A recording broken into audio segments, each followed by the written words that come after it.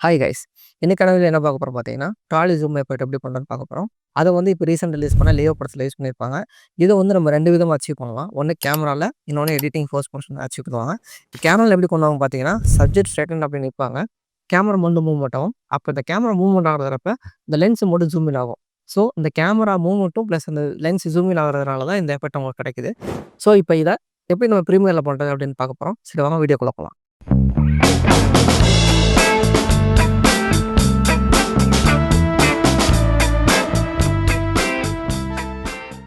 Okay guys. உங்களோட footage select பண்ணிக்கோங்க.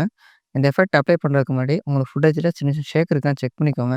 ஏன்னா அப்ளை பண்ணதுக்கப்புறம் ஷேக் இருந்தது அப்படின்னா, அந்த எஃபெக்ட் பார்க்குறது நல்லா இருக்காது. ஸோ என்னோட ஃபுட்டேஜ் சின்ன சின்ன ஷேக் இருக்கு. ஸோ அதனால நான் செப்பரேஷன் பண்ணிக்க போறேன். ரைட் கிளிக் பண்ணி நெக்ஸ்ட் பண்ணிக்கிறேன் ஃபர்ஸ்ட்டு. நெக்ஸ்ட் பண்ணதுக்கப்புறமா எஃபெக்ட்ஸ்ல வார்ப் ஸ்டெபிலைசேஷன் அப்படின்றத பிளகின தூக்கி ட்ராக் அண்ட் ட்ராப் பண்ணிக்கிறேன். இந்த வார்ப் ஸ்டெபிலைசேஷன்றது நம்மளோட ஃபுட்டேஜில சின்ன சின்ன எங்கேயாவது ஷேக் இருந்தது அப்படின்னா, அது ஸ்டெபிலைசேஷன் பண்ணி நீட்டா குடுத்துரும். Okay guys. இப்ப என்னோட வீடியோவுக்கு ஸ்டெபிலைசேஷன் ஆயிடுச்சு. இப்ப நான் ப்ளே பேக் பண்ணி பார்க்குறேன். ஓகே. நல்லா தான் இருக்கு. இப்போ ஃபர்ஸ்ட் ஃப்ரேமும், எண்ட் ஃப்ரேமும் மேட்சிங்கா இருக்கணும். அப்பனா தான் இந்த எஃபெக்ட் ஒர்க் அவுட் ஆகும். இப்போ ஃபர்ஸ்ட் ஃப்ரேம் வச்சுட்டு பொசிஷனையும், ஸ்கேலையும் நான் வந்து கீ ஃப்ரேம் ஆன் பண்ணிக்கிறேன். அதே மாரி எண்டுக்கும் போய்க்கிறேன். இப்ப எண்டுல எனக்கு ஃபர்ஸ்ட் ஃப்ரேம் வந்து ஃபர்ஸ்ட் ஃப்ரேமும், எண்ட் ஃப்ரேமும் மேட்சிங்கா இல்ல. ஸோ இப்போ நான் வந்து ரூல் எடுத்துட்டு